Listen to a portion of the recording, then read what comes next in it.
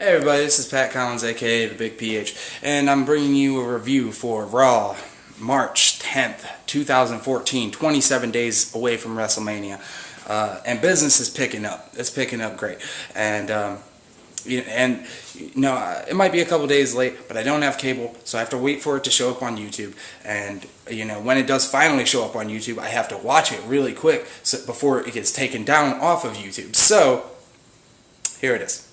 Finally. Better late than never, am I right? But here we go. Raw starts off with Hulk Hogan coming to the ring. He says for the past couple weeks, all he's been doing is watching himself on the WWE Network. Now, I think that's really weird and really creepy. And I think it's a form of masturbation if all you do is like watch yourself on TV. That's like, if you're a music artist and all you do is listen to your own music and you're like, man, this is dope. Like, who the fuck does that besides Kanye West? Who the fuck does that? So Hulk Hogan, he's here and he's here to announce a new annual thing at WrestleMania, the inaugural 30-man over-the-top battle royal, Andre the Giant, for Andre the Giant. The person who wins gets this nice-ass statue of Andre the Giant. And, they should, and I think it's a really cool way to be including a lot of the guys that, don't have spots on the Mania card. So throw them in a battle royal, they get to show off a little bit, whatever. But, and then John Cena comes out. Now, here is a way for John Cena to get over with the fans. Like, no one's going to boo John Cena if he's in the ring with Hulk Hogan. And it was just a really powerful moment, I thought, because, these are two of the biggest stars that WWE has ever had. John Cena's probably one of the only legitimate stars they've made in the past 10 years. And Hulk Hogan's, of course, like, he has an era named after him, so fuck. You can't get much bigger than that. So, these guys, they're in the ring, they're doing a little banter, and then Bray Wyatt comes out. The Wyatt family. Bray says his favorite deadly sin is pride. My favorite deadly sin is lust. And for those of you who know me, know why, your boy, shit. But anyway, his favorite deadly sin is pride, because it makes people think that they're immortal. It makes people think that they can do whatever they want, that they can hope against hope and fight against anything. And Bray Wyatt is here to say that hope is dead. Hustle is dead. Loyalty is dead. Respect is dead. All of it. And he's going to prove it to John Cena. Now, John Cena was going to enter in the 30-man over-the-top battle royal, but upon seeing Bray Wyatt, he decides that, I want a piece of this dude instead. So he challenges Bray Wyatt to a match, which Bray, later in the evening, will accept. He says, "You may see me as a friend, as an enemy, but if you look into my eyes, all you see is a god." Now, and then Cena said, "I don't see a god, I just see a homeless guy with a couple of flunkies and a rocking chair from Crackle Barrel." And I thought that was kind of funny. Not a lot of things that Cena says are funny, but it was kind of fun. But he has a match with Eric Rowan. Little match. Eric Rowan basically dominates, and then John Cena gets him with a roll-up. What the fuck did you think was going to happen? John Cena only puts over one person about every 6 months, if your name's not Randy Orton. SummerSlam, it was Daniel Bryan. WrestleMania, I have a feeling it's going to be Bray Wyatt. And, maybe Bray Wyatt will be the new person to start a streak, because he kind of reminds me of The Undertaker a little bit. And since The Undertaker's streak is going to be retired here very soon, hopefully this year, might as well start a new one. But Bray Wyatt, and then Hulk Hogan and John Cena do a little, brother, they're popping for the crowd. But like I said, if you're going to have Hulk Hogan out there with John Cena, no one is going to boo him. No one. So, fuck it, you might as well, right? After that, we have Stephanie and Triple H come out, decked out in full heel clothes. They basically say that they give an apology to Daniel Bryan, and they expect one in return. Why? Because Daniel Bryan just isn't up to God's level. He's like here, and God's like here. So, they walk out. The New Age Outlaws come out, give them some hugs. Way to put them over his heels, because, you associate them with the two most hated people in the company right now, and no matter who likes them, they're going to get booed everywhere they go. So, hey, the Usos against Ryback, so it's a little match. I'm always impressed by the Usos. And one of the sickest spots I've seen in a while was Jey Uso was thrown into the ropes, and he slides to the second rope and almost got decapitated by the second rope. And I thought that, wow, I was like, wow, that had to fucking hurt. But they win with a little diving tag, and then Jimmy gets up to the top, hits the frog splash, gets a little crotch chop in, directed at the Outlaws who were on commentary. Hey, all good, why not? After that, we go backstage. Shield talking to Cade. Cade says that there's been a lot of cracks in the Shield lately. So you know what? He's going to take it back to where he first saw the cracks, is when they lost the tag team titles to Goldust and Cody Rhodes. And that the Shield had to better be pulling their weight, and they better be exercising their demons. And the Shield says that they're like priests. Not like Catholic priests, because they don't touch little boys, but they're like priests. And they're not afraid to exercise any demon. Wink, wink. After that, we got Swagger, Jack Swagger against Big E. Now, Big E over the past 2 weeks is 3-0 against the Real Americans. He's setting up his own streak right about now. 3-0. He's the new Iron Man. Fuck Daniel Bryan. Big E, Big E. Oh, okay, I don't think it's going to catch on as much as the yes thing, but we can hope, right? So, these two have a match, and Big E wins. So now he's 4-0 against the Real Americans. And he wins because Antonio Cesaro doesn't want to interfere in Jack Swagger's matches because they're both cocky assholes. And so they're fighting at the end of the match, and Zeb Coulter starts freaking out. And I swear, man, the boy looks like Yosemite Sam when he loses his shit. He's just like throwing his clothes everywhere, just that whole mustache thing, his face getting all right. Like, I just love it. But he makes him handshake it out, and Cesaro puts the squeeze. Crowd's going crazy, they can't wait for that Antonio Cesaro face turn, as long as that's where WWE's gonna go. After that, and I'll tell you, after that, I was getting some goosebumps on my skin. Whew. I was breaking out in a cold sweat. And I lost all control of my bladder functions, and then I knew The Undertaker was coming out. Undertaker comes out, and right before he could say anything, Paul Heyman comes out, and he gives us a little history lesson on the streak, which is something I actually didn't know. HBK only had one win. Triple H, 2 wins. Stone Cold, Hogan, 3 wins in a row. Stone Cold and John Cena, 4 wins. When you think about this, 21-0 of record. And these big stars have only had 1, 2, not even 5 wins in a row at WrestleMania. Like, it really is insane how good his streak is and how it will never be touched in sports or in professional wrestling. Ever. That's just how it is. But, he says that he doesn't want him to face Brock Lesnar because he doesn't want the streak to end, because he respects the streak. And, Undertaker just cuts one of his classic couple line promos like, fear. The fear of death is more terrifying than death itself. But the fear of the unknown is the greatest fear of all. I don't even know why I'm talking that Batman voice, but he killed it. Undertaker always does. Hell, it's Undertaker. What the fuck do you expect?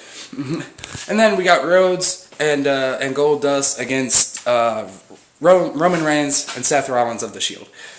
Good match, always is. Now, Seth Rollins is putting on his boots. He's been putting on his boots and working like a motherfucker. Because he knows when the Shield breaks up, he's the odd man out. He doesn't have the crazy, extreme character like Dean Ambrose. He's not the golden boy like Roman Reigns. But he is a great fucking worker.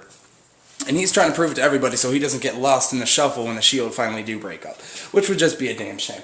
But the Shield comes out with the victory when Rollins hits the curb stomp on Cody Rhodes. Good match. I don't mind. I don't ever tire of watching these guys wrestle, surprisingly. After that, we got the Bellas, Nikki and Brie against AJ and Tamina Snuka. The thing I took away from this match is that Brie Bella is just getting better. Every time I see her in the ring, she just gets better and better.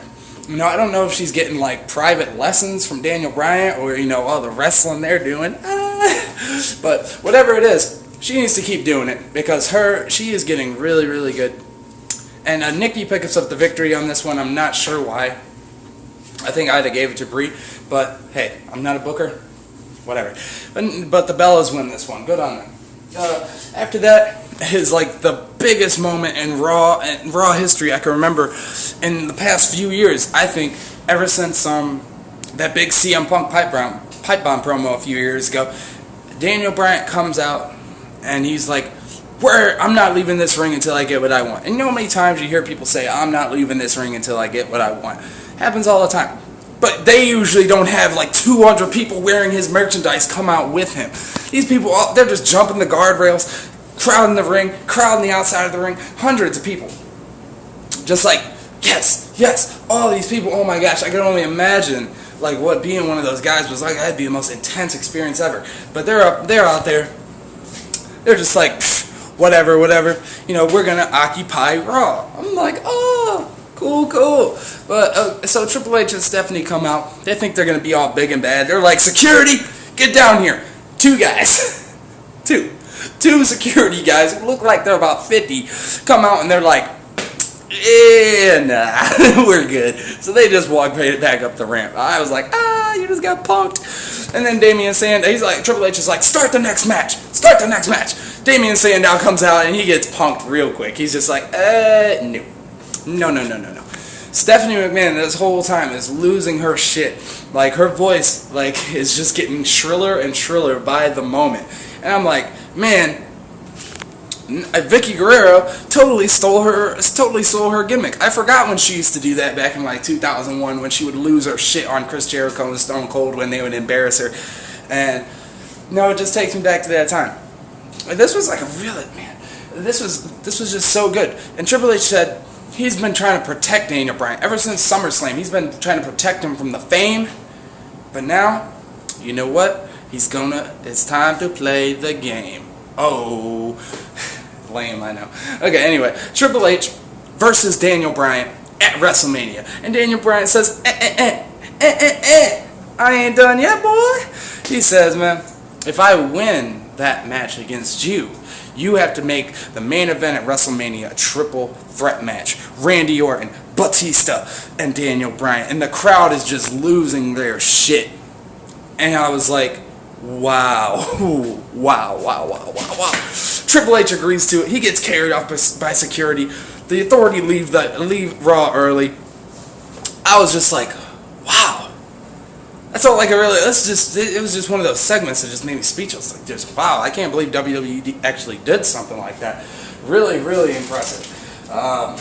And so hey, I was excited for WrestleMania before, but now I'm like super excited. After that, we got Sheamus versus Christian in a universe voted Memphis Street Fight. And these guys, man, they have such a physical, hardcore match. Now there isn't any blood, but they're hitting each other with guitars, with drums, chairs, the kitchen sink, everything. And I was just like, man, haven't I been saying in my past couple reviews that this is what I've been waiting for from the WWE, for them to like do something different and something that's reminiscent, at least, of the Attitude Era, of giving the people what they want. And I think this, because the people were going crazy for it. And man, this is what they could be doing all the time. Wow, this was a really good match in a feud that I really don't care about, but it made me care about it. Just by adding a little stipulation and let them get a little physical. These guys, they gave it their all. After that, Alexander Rusev, whatever. After WrestleMania, we'll see how he does, but right now, whatever. And then the main event, Daniel Bryan and the Big Show versus Randy Orton and Batista. They have an alright tag team match. Big Show gets the hot tag, and Daniel Bryan goes over Randy Orton with the running knee. Now, the only person that Daniel Bryan hasn't gone over clean yet with is Batista. So, will Daniel Bryan win at WrestleMania?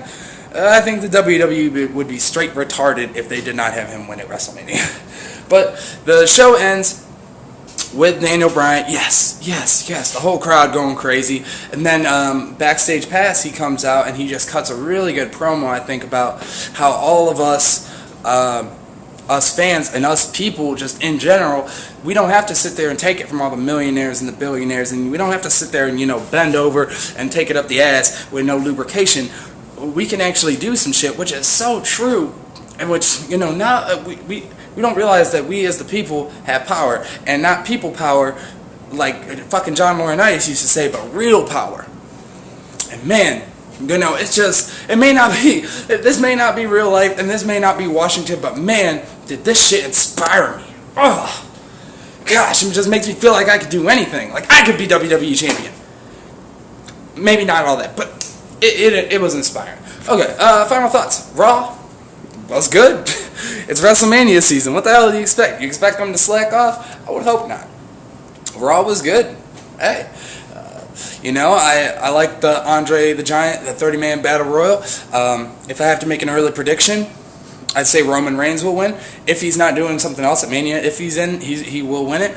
And I know I've been saying for weeks, I thought they were going to do a different way to set it up so Daniel Bryan could be in the title shot, or in the main event. I thought maybe Hulk Hogan would have done it, or something to that effect, but wow, they just really pulled something out of their ass. Like, that surprised me like a fucking mark, and I was so surprised, and I was marking out. Wow. Wow. You know, go Daniel Bryan. So, like I've been saying before, and I'll say it again, Daniel Bryan, new WWE World Heavyweight Champion at WrestleMania 30, and it's going to be a great picture. And if they don't do it, I'm done with wrestling. I swear on it right now that if they don't make him champion, I'm done with fucking WWE. Fuck. But that's all for me. Big PH, Pat Collins. Like and subscribe to my channel. Friend me on Facebook. You know, whatever. Like, thumbs up, everything. Deuces. Peace.